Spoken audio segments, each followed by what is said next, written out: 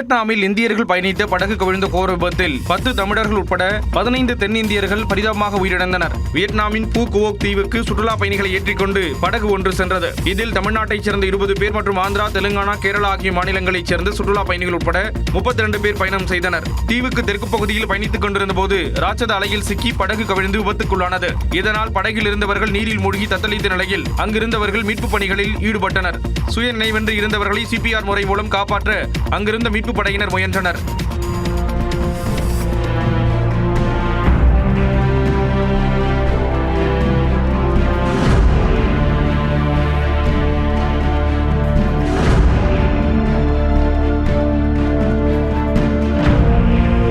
இந்த விபத்தில் 10 தமிழர்கள், ஆந்திராவைச் சேர்ந்த 3, கேரளாவைச் சேர்ந்த 2 உயிரிழந்தனர்.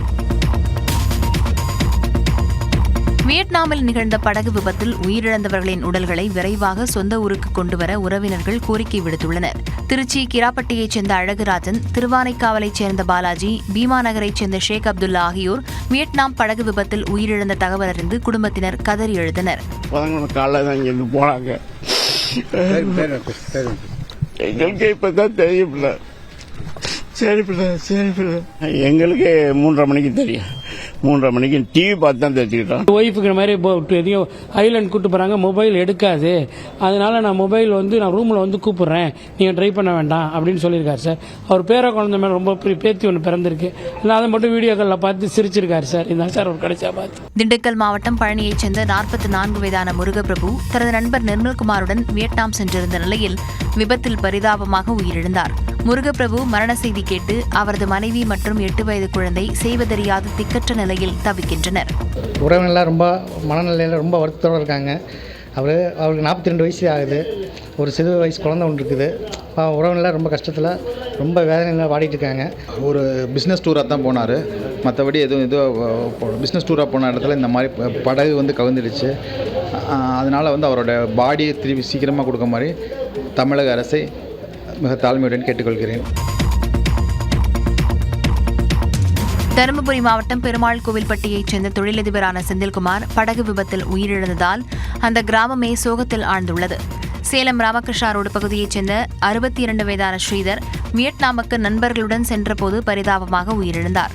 அதேபோல் வேலூரைச் சேர்ந்த வினய்குமார் படகு விபத்தில் மரணமடைந்த நிலையில் அவரது மனைவியும் 13 வயது மகளும் கலங்கி நிற்கின்றனர். திருவள்ளூர் மாவட்டம் கோட்டக்கரையைச் சேர்ந்த பாபு, திருவண்ணாமலையைச் சேர்ந்த ரவிசங்கர் ஆகியோரும் வியட்நாமில் நிகழ்ந்த படகு விபத்தில் உயிரிழந்த தகவல் அறிந்து குடும்பத்தினர் மீளா துயரில் தவித்து வருகின்றனர்.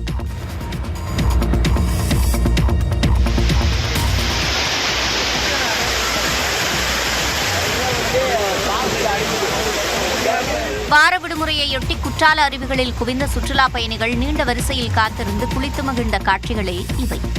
தென்காசி மாவட்டத்தில் மேற்கு தொடர்ச்சி மலைப்பகுதிகளில் பெய்த மழையால் குற்றால அருவிகளில் வெள்ளியை உருக்கியது போல ஜில்லென்று தண்ணீர் ஆர்ப்பரித்து கொட்டுகிறது. பிரதான அருவியான குற்றாலம் மெயின் அருவி, சிற்றருவி, ஐந்தருவி, புலி அருவி உள்ளிட்ட அனைத்து அருவிகளிலும் தண்ணீர் வரத்து உள்ளதால் சீசன் களை கட்டியுள்ளது. சனிக்கிழமை விடுமுறையொட்டி குடும்பமாக பல பகுதிகளில் இருந்து வந்த சுற்றுலா பயணிகள் அருவிக்கரையில் உற்சாகமாக குளித்து மகிழ்ந்தனர். இதான் ஃபர்ஸ்ட் டைம் குற்றாலங்கிறது ரொம்ப சந்தோஷமா இருக்கு. குடும்பத்தோட வந்திருக்கோம். கிளைமேட் சூப்பரா இருக்கு. கூட்டம் சரியான கூட்டமா இருக்கு. குற்றால அருவியில் எங்கு பார்த்தாலும் சுற்றுலா பயணிகள் கூட்டம் அதிகரித்து காணப்படுகிறது. இதனால் அங்குள்ள வியாபாரிகளும் மகிழ்ச்சி அடைந்துள்ளனர்.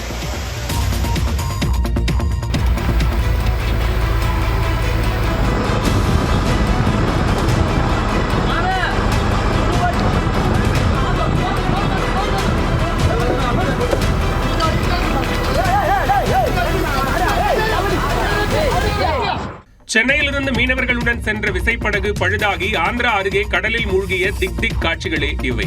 சென்னை காசிமேடு மீன்பிடி துறைமுகத்திலிருந்து 8 மீனவர்கள் ஆழ்கடலில் மீன்பிடிப்பதற்காக கடந்த 4ஆம் தேதி புறப்பட்டு சென்றனர். 8ஆம் தேதி மாலை ஆந்திர மாநிலம் கிருஷ்ணாபட்டினம் துறைமுகத்திற்கு அருகே மீன்பிடித்துக் கொண்டிருந்த போது திடீரென விசைப்படகில் ஓட்டை விழுந்து தண்ணீர் உள்ளே புகுந்துள்ளது. இதனை கண்டு அதிர்ச்சியடைந்த மீனவர்கள் அருகில் உள்ள மீனவர்களிடம் வயர்லெஸ் மூலமாக உதவி நாடினர். சம்பவ இடத்திற்கு 2 விசைப்படகுகளில் வந்த மீனவர்கள் பழுதடைந்த விசைப்படகை கயிறு கட்டி கரைக்கு இழுத்து வந்தனர். ஆனால் நடுவழியிலேயே விசைப்படகு முழுவதுமாக கடலில் மூழ்கியது.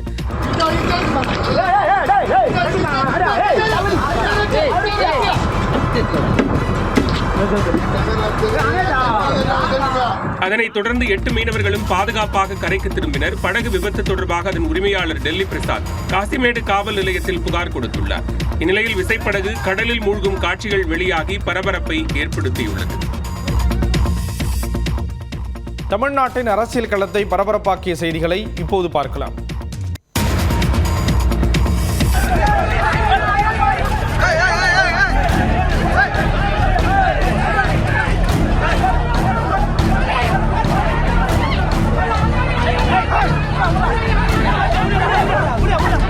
செஞ்சி அருகே சி.வி. சண்முகம் அதிமுக மாவட்ட செயலாளர் பசுபதி ஆதரவாளர்களிடையே மோதல் வெடித்ததால் பரபரப்பான சூழல் நிலவியது.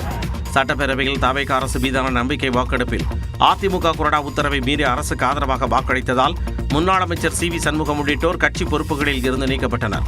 அதன்படி விழுப்புரம் மாவட்டத்திற்கான புதிய செயலாளராக பசுபதியை அக்கட்சியின் பொதுச் செயலாளர் எடப்பாடி பழனிசாமி நியமித்தார். இந்நிலையில் விழுப்புரம் மாவட்டம் நாட்டார்மங்கலம் பகுதியில் நிர்வாகிகள் ஆலோசனைக் கூட்டத்திற்கு மாவட்ட செயலாளர் பசுபதி ஏற்பாடு செய்திருந்தார். அப்போது சி.வி. சண்முகம் இல்லாமல் கூட்டம் நடத்தக்கூடாது என அவர் தரப்பு ஆதரவாளர்கள் முழக்கமிட்டதால் இரு தரப்பிற்கும் இடையே கைகலப்பானது.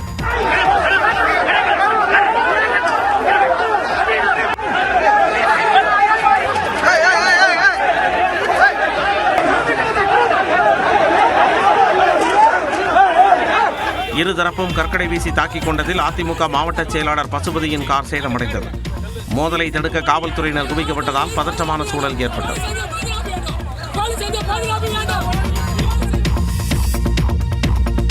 திமுக அதிமுக கூட்டணி அமைப்பதில் தவறில்லை என அமமுக பொதுச் செயலாளர் டிடிவி தினகரன் தெரிவித்துள்ளார். மதுரையில் செய்தியாளர்களிடம் பேசிய அவர் திமுக அதிமுகவை கூட்டுக் களவாணிகள் என முதலமைச்சர் விஜய் விமர்சித்ததற்கும் கண்டனம் தெரிவித்தார். திமுக கூட்டணியில ஜெயிச்ச கட்சிகளை தன் பக்கம் இழுத்து இல்ல அவர்கள் போய் ஆதரவு கொடுத்து அமைச்சர் பொறுப்புல தவேக கூட்டணியில இருக்கிறது நியாயம்னா எந்த கூட்டணியும் நியாயம்தான். திமுகவும் அதிமுகவும் ஒன்னா வருமா, வர்றதுக்கு வாய்ப்பு இருக்கான்னு கேட்கிறீங்களா?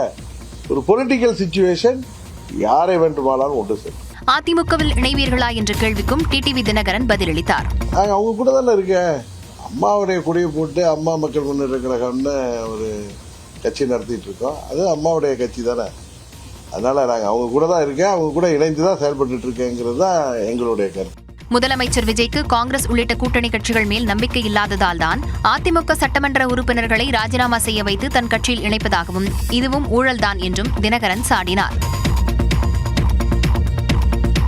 அதிமுகவும் திமுகவும் பேரழிவை சந்தித்து வருவதாக அமைச்சர் நிர்மல்குமார் தெரிவித்துள்ளார். மதுரை திருநகரில் மாற்றுக் கட்சியினர் தாவேக்கவில் இணையும் நிகழ்ச்சி நடைபெற்றது. இதில் பங்கேற்று பேசிய அமைச்சர் நிர்மல்குமார் கட்சியை கலைத்துவிட்டு திமுகவும் அதிமுகவும் பாஜகவில் இணைய வாய்ப்புள்ளதாக கூறினார்.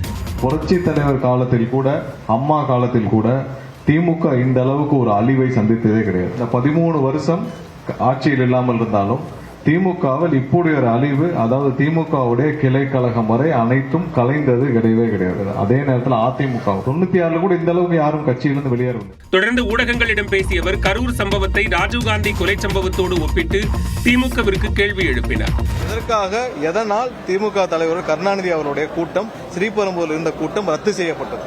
அந்த ஒரு கேள்விக்கு ஜெயின் கமிஷன்ல இன்னமும் விடை தெரியாத பல கேள்விகள் இருக்கு. அதே மாதிரி கரூர் சம்பவமும் ஒரு விடை தெரியாத ஒரு கேள்வியாக இருக்கும். எடப்பாடி பழனிசாமியை எதிர்த்து கட்சி தொடங்கிவிட்டு அவரையே முதலமைச்சராக்க ஆளுநர் மாளிகை சென்றவர் தினகரன் என குற்றம் சாட்டிய நிர்மல்குமார் நம்பியவர்களை நடுத்தருவில் விட்டவர் தினகரன் என விமர்சித்தார்.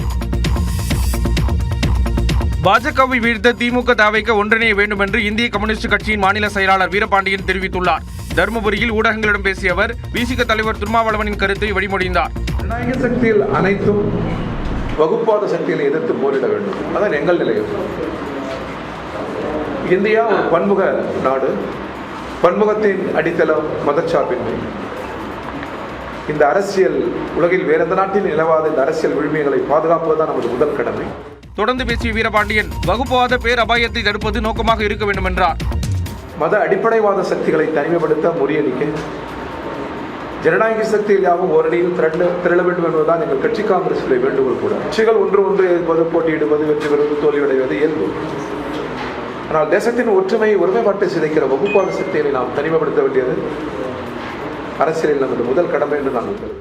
கரூரில் மனிதாபிமான அடிப்படையில் வழங்கப்பட்ட அரசு பணியை எதிர்க்கவில்லை என கூறிய வீரபாண்டியன் அதற்கென கொள்கைகள் வகுக்கப்பட வேண்டும் என கூறினார்.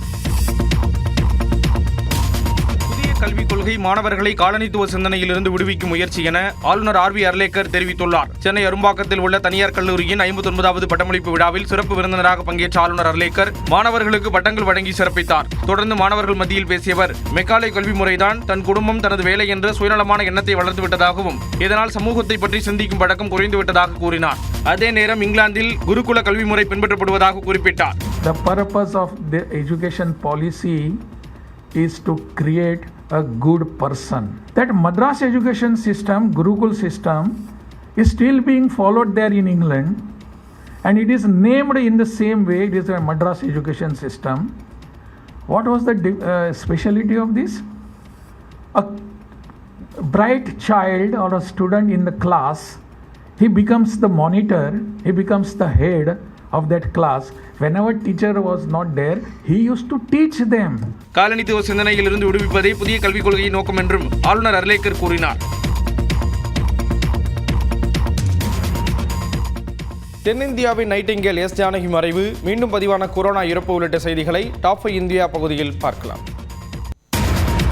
தனித்துவமான குரல் வளத்தால் இசைக்குயில் என வர்ணிக்கப்பட்ட பிரபல பின்னணி பாடகி எஸ் ஜானகி காலமானார். அவருக்கு வயது 88. 1938ஆம் ஆண்டு அன்றைய மதராஸ் மாகாணத்திற்கு உட்பட்ட குண்டூரில் பிறந்த எஸ் ஜானகி 1957ஆம் ஆண்டு விதியின் விளையாட்டு என்ற படத்தின் மூலம் தமிழ் திரைத்துறையில் தடம் பதித்தார்.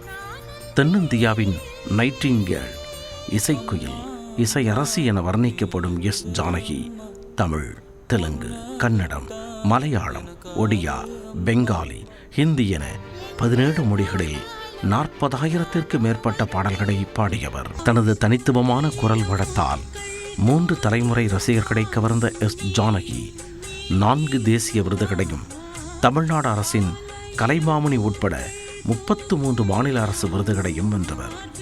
தனது காந்த குரலால் ரசிகர்களை கட்டி போட்ட எஸ் ஜானகி உடல்நலக் குறைவால் தனது 88வது வயதில் மைசூரில் காலமானார்.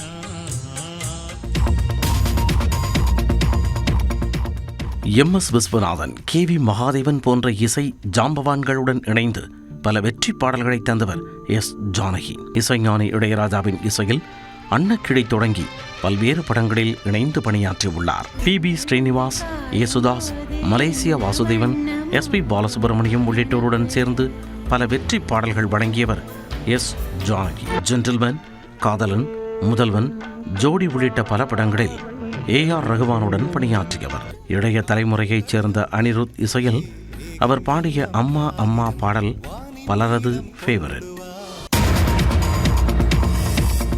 ஆந்திர மாநிலத்தில் கொரோனா தொற்றால் 2 பேர் உயிரிழந்திருக்கும் நிலையில் அது பற்றி பொதுமக்கள் யாரும் அச்சப்பட தேவையில்லை என்று தமிழ்நாடு மருத்துவத்துறை அறிவுறுத்தியுள்ளது. ஆந்திர மாநிலம் கடப்பாவில் அண்மையில் 6 பேருக்கு கொரோனா தொற்று கண்டறியப்பட்டுள்ளது. அதில் 60 வயது மதிக்கத்தக்க ஒருவர் திருப்பதியில் உள்ள மருத்துவமனையில் அனுமதிக்கப்பட்டு பின்னர் மேல் சிகிச்சைக்காக வேலூர் சிஎம்சி மருத்துவமனையில் சேர்க்கப்பட்ட நிலையில் சிகிச்சை பலனின்றி உயிரிழந்தார். அவருக்கு நீரிழிவு, சிறுநீரக தொற்று போன்ற இணை நோய்கள் இருந்ததாக கூறப்படுகிறது. இதேபோன்று 43 வயது மதிக்கத்தக்க ஒருவரும் சிகிச்சை பலனின்றி உயிரிழந்தார். மற்ற 4 பேருக்கு தீவிர சிகிச்சை அளிக்கப்பட்டு வருகிறது. இந்நிலையில் தற்பொழுது பரவி வருவது வீரியம் இல்லாத கொரோனா தொற்று என்றும் இது பற்றி மக்கள் அச்சப்பட தேவையில்லை என்றும் தமிழக மருத்துவத்துறை தெரிவித்துள்ளது. கொரோனா பரவல் காரணமாக தமிழ்நாட்டில் எந்த கட்டுப்பாடும் இல்லை என்றும் தவறான தகவலை மக்கள் நம்ப வேண்டாம் என்றும் அதிகாரிகள் அறிவுறுத்தியுள்ளனர். மேலும் இணை நோய் உள்ளவர்கள், கர்ப்பிணிகள், முதியவர்கள் மற்றும் காய்ச்சல் அறிகுறிகள் இருந்தால் மட்டுமே முகக்கவசத்தை பயன்படுத்திக் கொள்ளலாம் என்றும், காய்ச்சல், சளி போன்ற அறிகுறிகள் இருந்தால் உடனடியாக மருத்துவரை அணுக வேண்டும் என்றும் மருத்துவத்துறை அதிகாரிகள் தெரிவித்துள்ளனர்.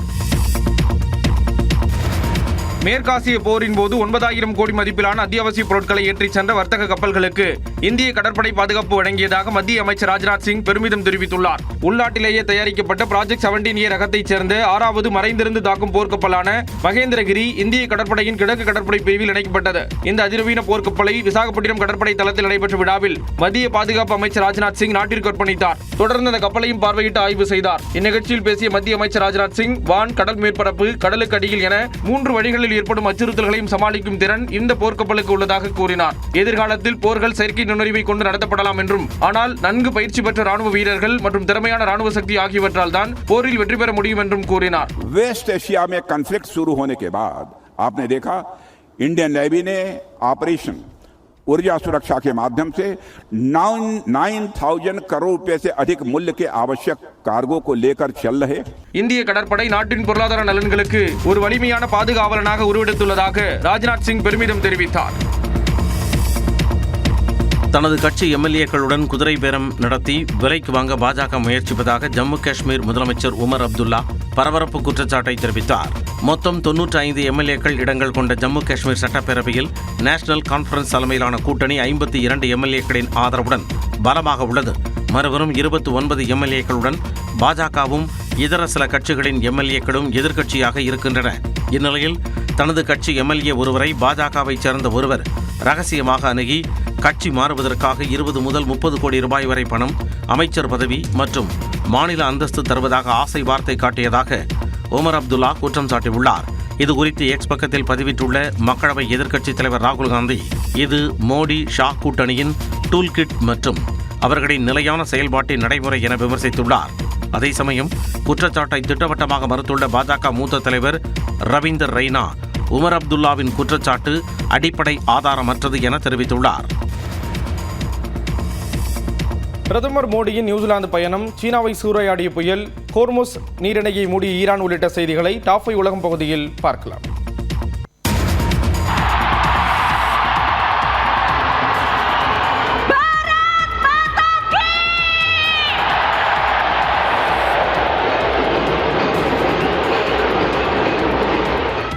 நியூசிலாந்து சென்ற பிரதமர் மோடிக்கு இந்திய வம்சாவளியினர் டார்ச் லைட் ஒளிரச் செய்து உற்சாக வரவேற்பு அளித்தனர். ஆக்லாந்தில் நடைபெற்ற நிகழ்ச்சியில் பேசிய பிரதமர் மோடி, சந்திரயான் திட்டத்தில் நியூசிலாந்தின் பங்களிப்பை குறிப்பிட்டு புதிய வர்த்தக ஒப்பந்தங்கள் வளர்ந்த இந்தியா என்ற இலக்கை நோக்கி பயணத்தை விரைவுபடுத்தும் என்றார். भारत का चंद्रयान जब मून के साउथ पोल पर लैंड किया,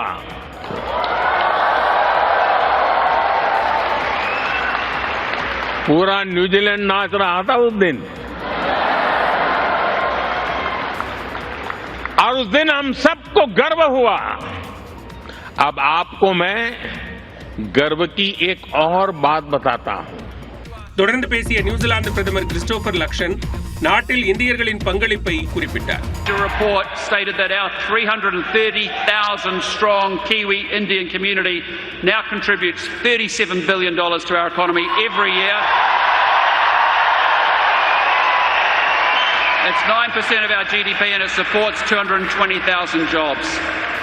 சந்திரயான் 3 திட்டம், வர்த்தக ஒப்பந்தம் ஆகியவற்றை குறிப்பிட்டு 21வது நூற்றாண்டு இந்தியாவால் வடிவமைக்கப்பட இருப்பதாகவும் நியூசிலாந்து பிரதமர் கூறினார்.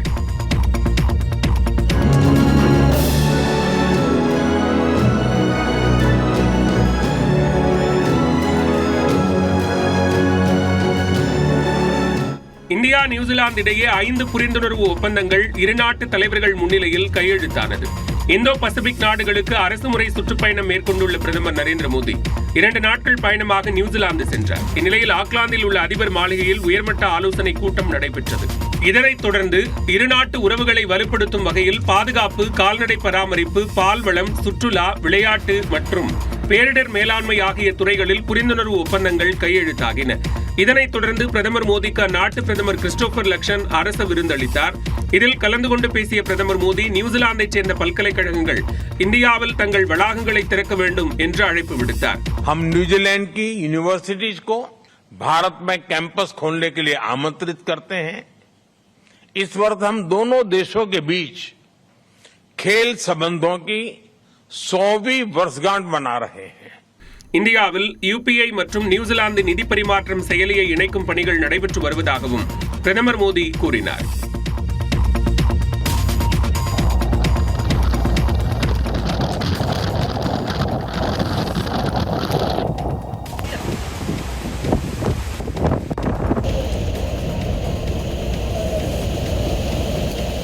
பவி புயலின் தாக்கத்தால் சீனாவின் செஜியாங் மாகாணத்தில் 20 லட்சத்திற்கும் மேற்பட்டோர் பாதுகாப்பான இடங்களுக்கு வெளியேற்றப்பட்டுள்ளனர். பசிபிக் பெருங்கடலில் உருவான பவி புயல் மணிக்கு 200 கிலோமீட்டர் அதிவேக சூறாவளி காற்றுடன் சீனாவின் செஜியாங் மாகாணத்தை நோக்கி நகர்ந்து வந்தது. இதன் காரணமாக சீனாவின் கடற்கரையோர நகரங்களான புஜியன், ஷாங்காய் உள்ளிட்ட நகரங்களில் பலத்த காற்றுடன் கனமழை கொட்டி தீர்த்தது. இந்நிலையில் பவி புயல் செஜியாங் மாகாணத்தின் இகுவான் நகரில் நேற்று இரவு 11 மணியளவில் கரையை கடந்தது. அப்போது வினாடிக்கு 40 கிலோமீட்டர் வேகத்தில் காற்றுடன் மழை கொட்டியது. அதைத் தொடர்ந்து சிறிது நேரத்தில் கின்ஜியாங் நகரில் இரண்டாவது முறையாக புயல் கரையை கடந்தது. பலத்த காற்றுடன் பெய்த மழையால் முக்கிய சாலைகளில் தண்ணீர் பெருக்கெடுத்து ஓடியது. சாலைகளில் ஆங்காங்கே மரங்கள் முறிந்து விழுந்ததால் போக்குவரத்து பாதிக்கப்பட்டது. கடந்த வாரம் சீனாவின் தென்பகுதியில் கரையை கடந்த மேசாக் புயலை தொடர்ந்து குறுகிய காலத்தில் சீனாவை இரண்டாவது புயல் தாக்கியது கவனிக்கத்தக்கது.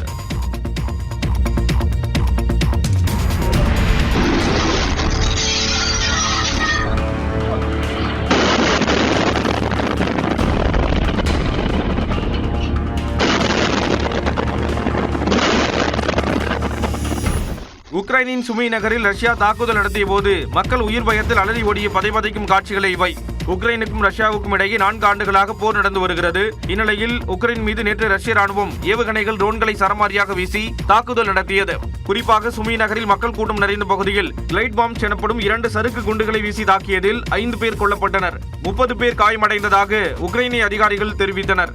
இதேபோன்று துறைமுக நகரமான ஒடேசா மீது நடத்தப்பட்ட ஏவுகணை தாக்குதலில் 2 ஸ்லோமியான்ஸ் நகர் மீது நடத்திய தாக்குதலில் 1 உயிரிழந்தனர். கார்கிவ் நகரில் ரஷ்யா நடத்திய ட்ரோன் தாக்குதலில் 7 பேர் காயமடைந்தனர். சோலோமியான்ஸ்கி நகரில் நடத்தப்பட்ட தாக்குதலில் 3 மாடி கட்டடம் மற்றும் சேமிப்பு கிடங்கில் தீப்பற்றி எரிந்தது. வான்வழி தாக்குதல் எச்சரிக்கை விடுக்கப்படுவதற்கு முன்பே கீவ் நகரின் பல பகுதிகளில் பலத்த வெடிச்சத்தங்கள் கேட்பதாக உக்ரைன் அதிபர் ஜெலன்ஸ்கி குற்றம் சாட்டியுள்ளார். ஈரானின் முன்னாள் உச்ச தலைவர் அலி கமேனி கொலைக்கு பழிவாங்குவோம் என தற்போதைய உச்ச தலைவர் முஸ்தபா கமேனி சூளுரைத்துள்ள நிலையில் ஹோர்முஸ் நீரிணை மீண்டும் மூடப்பட்டதால் பதற்றம் அதிகரித்துள்ளது. அமைதி ஒப்பந்தம் ரத்து செய்யப்பட்டதை தொடர்ந்து அமெரிக்கா ஈரான் இடையே மீண்டும் மோதல் அதிகரித்துள்ளது. இந்நிலையில் அயத்துல்லா அலி கமேனியின் கொலைக்கு அமெரிக்கா இஸ்ரேலை பழி தீர்ப்போம் என்று ஈரான் உச்ச தலைவரும் அலி கமேனியின் மகனுமான முஸ்தபா கமேனி சூளுரைத்துள்ளார். அலி கமேனியின் உடல் அடக்கம் செய்யப்பட்ட நிலையில் ஈரான் அரசு தொலைக்காட்சியில் முஸ்தபா கமேனியின் ஆடியோ உரை வெளியானது. அதில் தனது தந்தையின் குற்றமற்ற ரத்தத்திற்கு பழிவாங்குவோம் என்றும் பழிவாங்குதல் நமது தேசத்தின் விருப்பம் என்றும் முஸ்தபா கமேனி குறிப்பிட்டுள்ளார். மேலும் அமைதி பேச்சுவார்த்தையை தொடருமாறு ஈரான் கேட்டதாக அமெரிக்க அதிபர் ட்ரம்ப் கூறியதையும் ஈரான் வெளியுறவு அமைச்சகம் மறுத்துள்ளது. அமெரிக்காவுடன் பேச்சுவார்த்தை நடத்த எந்த கோரிக்கையும் முன்வைக்கவில்லை என்றும் ஈரான் திட்டவட்டமாக கூறியுள்ளது. இதனிடையே கடலில் செல்லும் கப்பலின் இருப்பிடத்தை அறிய உதவும் டிரான்ஸ்பாண்டரை அணைத்துவிட்டு ஹோர்முஸ் நீரிணை வழியாக கடக்க முயன்ற கப்பலை நோக்கி ஈரானிய புரட்சிகர படை துப்பாக்கிச் சூடு நடத்தியுள்ளது. இதற்கு பதிலடியாக ஈரான் மீது அமெரிக்க படைகள் தாக்குதல் நடத்தியுள்ளன. அதைத் தொடர்ந்து ஹோர்முஸ் நீரிணையை மறு அறிவிப்பு வரும் வரை மூடுவதாக ஈரான் அறிவித்துள்ளது.